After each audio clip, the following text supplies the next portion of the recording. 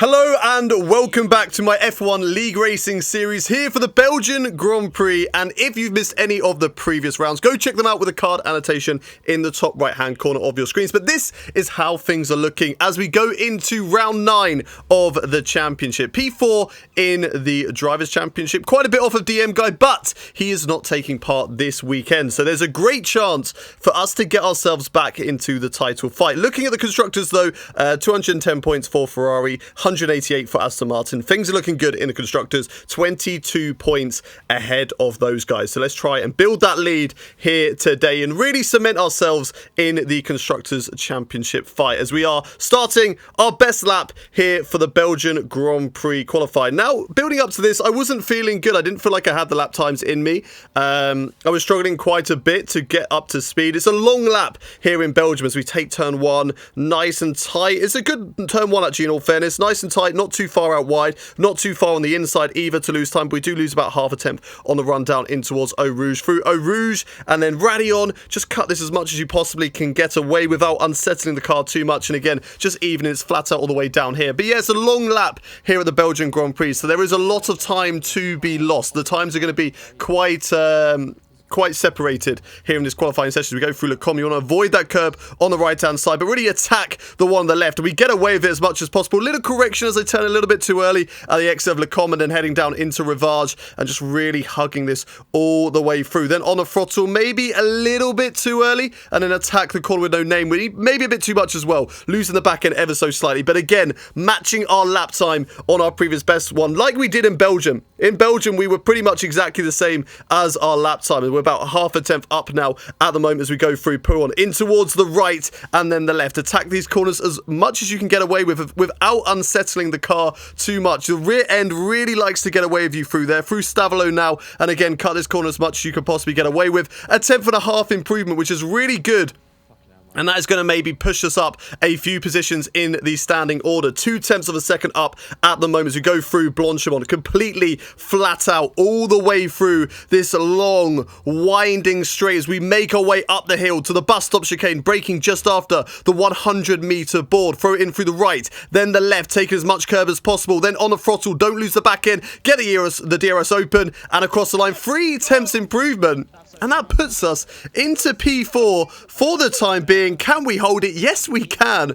And one of our best qualifying positions so far this season. As you can see, Marken and even Dark, who is actually a Tier 2 driver, just really setting the pace here today. But just imagine if Marken and DM Guy just weren't in this championship, how close this fight would be. And we may even be up there for pole positions. Who knows? But again, as typical fashion, with Tier 3, it is, of course, raining in the race. So back onto the intermediate tyres once again for the Belgian Grand Prix. And it doesn't look like it's going to go away. So it's going to be intermediate conditions throughout the whole race. So here we go. Starting the race now. We go to 5 red lights for the Belgian Grand Prix. And it is lights out and away we go. And it's a fairly decent start, but an incredible start there from Zafso to leapfrog not only Markham, but also Dark as well to move himself up into first. And then TJD, I don't know what he was thinking. I think he maybe had contact from behind or something like that, but just completely overextends turn 1. And look how many positions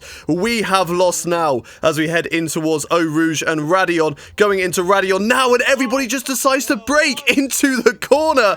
And Helium in the Aston Martin, nothing I could do there because they all just broke on a corner, which is at worst a lift through the corner. Nothing I could do. I couldn't react that quickly, and unfortunately I have yeeted Helium into the barrier so hard that the barrier is still taking damage right now. But we've got a lot of front wing damage at the moment, so we've got to come into the pits again, putting us even further down the field. So what was an incredible qualifying session has now turned into a recovery drive for the Belgian Grand Prix, because we're going to be dropping down the field at the moment. There's going to be a few drivers who won't have to pit, but there's going to be a few drivers, of course, who are going to be stuck with the double stacking as well. So there's a chance to gain a few places, but most likely we're going to lose out. But we could still be on for the zero stopper if it doesn't dry out, which it isn't expected to do so. The rain is supposed to apparently stay for the rest of the race, so we just have to wait and see whether that is the case here in Belgium. But P13 during the safety car period, we're just lucky that it is a safety car period. I mean, no surprise, the amount of debris that was on the track, it had to be a safety car. But we're just lucky that this gives us an opportunity to get back into the race here today. So going through the bus stop chicane to get ourselves back underway, under racing conditions, once again on lap 3 of the Belgian Grand Prix, and we are off. Driver DMB, the guy in front of us. We've got Nicholas, who also started the race alongside me, is down with me as well, so he must have been caught up in maybe the Turn 1 incident, or maybe during the Eau Rouge Raidillon incident as well. But disappointment for him. But both of us are now going to have to try and work our way through the field. We've got 22 laps. There's a lot of laps to do it, and it's a long circuit with plenty of overtaking opportunities. So there's a lot of opportunities here to maybe move up through the ranks and try and attack these drivers. But not the greatest of runs through Eau Rouge and Raidillon. We've lost out a little bit to driver DNB, but we know we are quicker than him. We were so much quicker in qualifying. These are wet conditions, so everybody's going to have to be learning as we go and improving as we go. We've got to drive over to the right-hand side. That's Tim, unfortunately, who has lost the position. Great news for me, though, because we're up to P12. Still off of the points. We want our point streak to continue. We have a little look here up the inside of driver DNB. I was a little bit cautious. I didn't expect him to give me enough room there. Fair play to driver DNB. He left me plenty of room on the inside of the corners. Ox seems to have a bit of damage as well. We go round the outside of him. It kind of compromises us a little bit as we get offline and lose the grip through Pouon. But up into P11, still on the back of driver DMB and Vesely as well in the Alpha Tauri. So I'm not sure if Vesely has damage as well. He's saving ERS at the moment. We're going to go to the left-hand side, just in case he is coming into the pit lane and really early on the brakes, which can only suggest to me he's got some sort of damage and needs to get that sorted. So moving up into the points now, which is fantastic because, you know, we've got a point streak going at the moment. Every race we have competed in PPR, we've scored at least 1 point. So this is great news for us at the moment, and we lose the back end. Look at that, so close to going into the wall. I was talking about myself scoring points in every race. I nearly threw it all away in one corner there. It does allow Nicholas to get past me. It does move me out to the points, but at this stage Nicholas was actually he did have a bit of pace about him.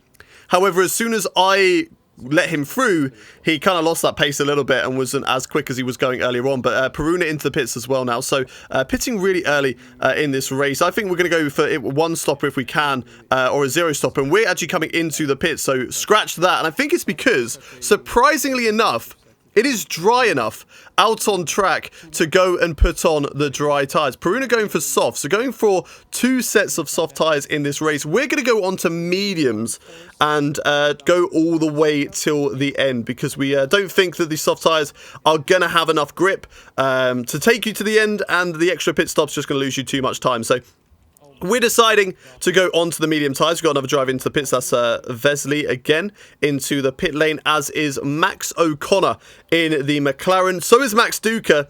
So maybe, just maybe, we can come out the pit lane and into the points once again. We're into P9 at the moment, but turn 1 is very tight and you lose out a little bit of time there. So yeah, unfortunately losing out to Max O'Connor at the moment, still in P11. But we did jump the Mercedes of Nicholas. So maybe there's a driver somewhere who hasn't pitted yet or something like that. As you can see, the barrier is still fluttering about over on the left-hand side. We go on the attack now of Max O'Connor. DRS, ERS to full effect as we go down the Kemmel Straight all the way into Le Com. Up the inside is driver DNB, and I don't know who else that other driver were, coming together at the end of Le Com.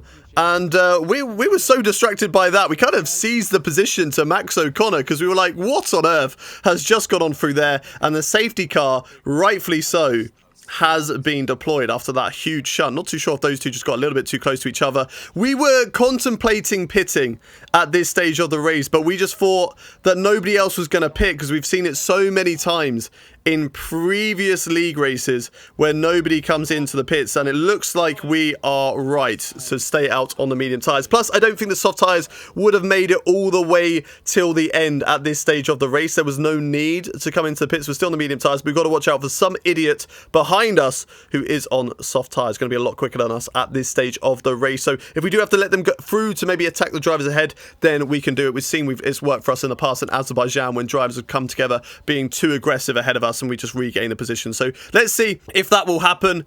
Sandy Baggy versus Max O'Connor now on a run out of La Source in towards Eau Rouge and Radion. Sandy Baggy gets overtaken, but he's going to get the slipstream all the way down the Kemmel Straight. And look at how much we've gained through through Eau Rouge and Radion there.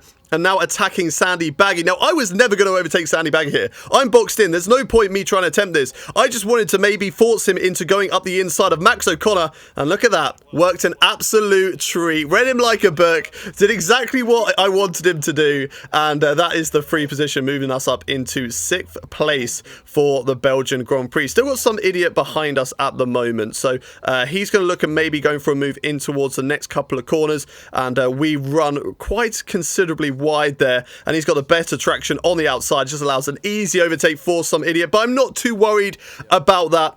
He's on the soft tyres. He's probably going to have to pit again. I'm not too sure. He might be able to take those tyres to the end, but they're going to be really, really bad at the end of the race. But now he can pull me back to maybe Max O'Connor or the other leaders. So it's a good strategy to just let him through for the time being and, just play the chasing game for the time being. I'm hoping that Nicholas does the same thing, which he does. But unfortunately, some idiot, we just got a little bit too close. He thought maybe I was going to go for an overtake, so he went a little bit defensive there. So we just got to make sure that that's not the case. We don't want to get too close to the back of him, but we don't want to lose him entirely, which unfortunately we have done here on lap 14. So some idiot does get past us. But again, he's got that 3-second time penalty. So is Max O'Connor. So if we can just sort of stay in that 3-second time penalty zone, we're going to gain those positions later on in the race. Nicholas now overtaking me, and again, just playing that game. There's no need to really fight him at this stage of the race. If we do, we're just going to lose out time to the front runners and put ourselves back into what is Domehead land in the midfield area, which we just don't want to be. We don't want to be caught up scrapping back there and risking our race because of incidents and stuff like that. As yellow flag has come out, Dark is out of the race. Looks like he's lost it on the exit of Le Com. He was actually leading this race, so disaster there for Dark. Safety cars come out, and then again we were considering the soft tires, but we just thought that it just wasn't worth it. We wanted the free position. In hindsight, everybody comes into the pits now behind us apart from Villard, so in hindsight, we should have come into the pits because we've only would have lost one position in this race, and we would have been on fresh soft tyres, which is, as you're going to see, is going to be vital at this late stages of the race. There's only a few laps left to go, so there is a lot of overtakes needed to be done if we were going to pit onto those soft tyres, but I backed myself that maybe I probably could have got those done. But nevertheless, we're on the medium tyres. We've got to make the best of this race. And we're going to be hunting down Max O'Connor for maybe P4 and even the podium, which some idiot is in at the moment. So very close between us lot at the moment. Lap 18 out of 22. Peruna has finally got past Villard, and he is going to be going for the overtake on me. And there's just nothing I can do. I wanted to defend, but there was no need to. Look at how much more grip Peruna has compared to me in this race. There's no chance defending against that. And if I did, again, I just lose out to these guys who have penalties. It's an easy opportunity to gain places on Max O'Connor and some idiot by gaining on their penalties. We're going to go on the attack now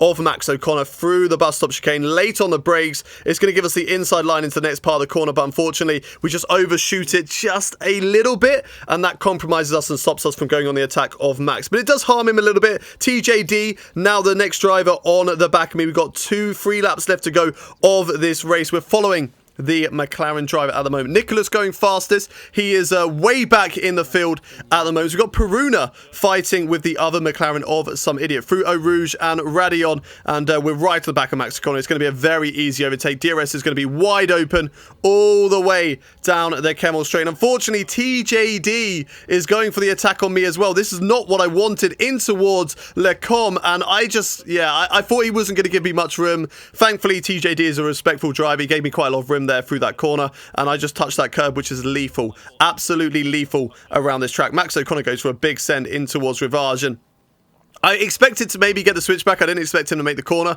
but again, I didn't want him to maybe crash with me, break a bit of front wing, and completely throw away this race. I'm on for 7 for the moment, 6th with penalties, maybe even 5th as well, so we'll just have to wait and see. TJD, though, has been doing a stellar performance at the moment, and I expect a penalty maybe to come his way after the turn 1 incident, so maybe can gain a few more positions as well. But going on the attack once again on Max O'Connor, and it's going to be plain and simple, really easy this time around. We don't have any other fast drivers behind us to really challenge us as well and put us off our line. So through Lecombe, we make the corner this time, and we hold on to P6. Some idiot, though, 3.6 seconds ahead of me in this race. So a great opportunity to overtake him, and we don't have to worry anyway, because he's made a mistake through Pouon, and that has promoted me up into P5 in this race. Peruna and TJD on those soft tyres, though, are right on the back of leaders, and Markin's been overtaken by Peruna. So going to the soft tyres at the end of that last safety car restart was the perfect strategy to do. It's what we should have done. And unfortunately,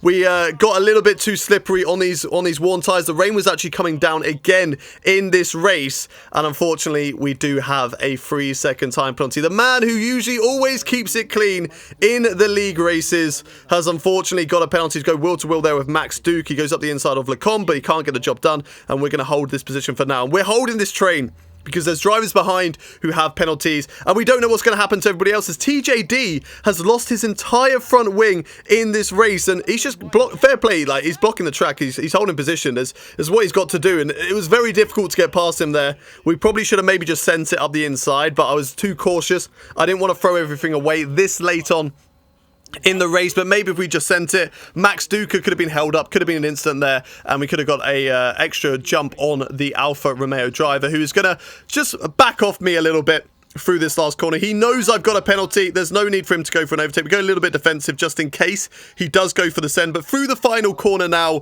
we're going to go up to the line, and it's not going to be P4 due to the penalty. We're going to lose out to Max Duca for sure. We lose out to TJD, but he gets a penalty for the instant at turn 1, which means we get P5 at the end of this Belgian Grand Prix. It's a good amount of points gained. 10 points gained on DM Guy in the lead, but we're still P4 in the Drivers' Championship. But a great result for Ferrari in the Constructors, with both Aston Martins DNFing here today. It's a lot of points gained, and things are looking good. But that's going to do for this race. Make sure you subscribe for more F1 content, and I will see you in the next video. Bye-bye.